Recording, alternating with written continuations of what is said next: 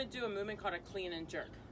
Using some of the equipment that we might have at home. We might have a kettlebell, we might have a dumbbell, we would have probably some laundry detergent or jugs of water or carpet cleaner or whatever else that's like kind of like the bleach size bottle.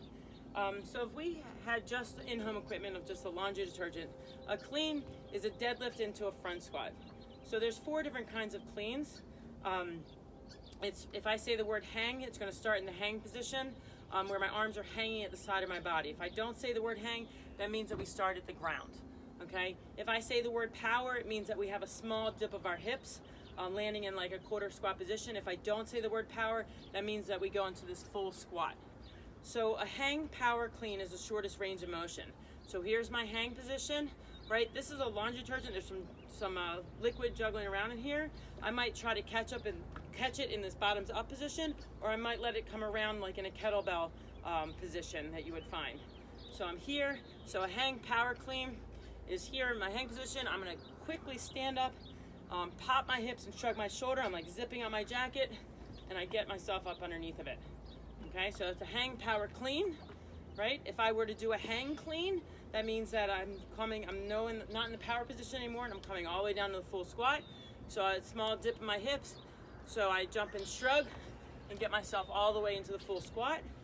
If I did a power clean, I didn't say the word hang, so it starts at the ground, and so I'm quickly going to stand up, and I'm going to pop my hips and shrug my shoulders, and I'm going to come up underneath of it.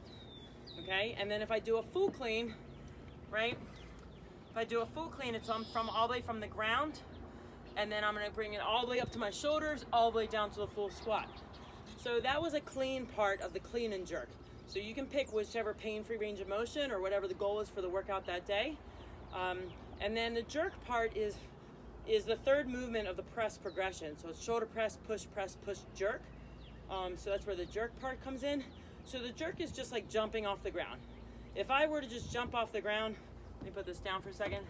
I just go down, up, absorb. Like it's just jumping off the ground. Okay?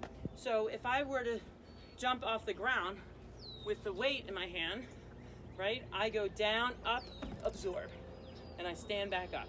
So that's the jerk, right? So I'm here, down, up, absorb.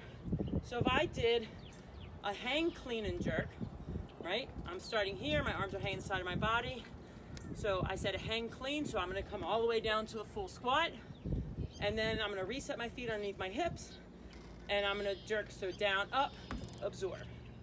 Okay, so again, depending on what your workout calls for, you might start in different ranges of motion of the clean, pause at the end of the clean, and then go into your jerk position. You can probably do it even with 2 jugs right here. So if I were to swing them like kettlebells, I swing my kettlebells clean, right, and then jerk.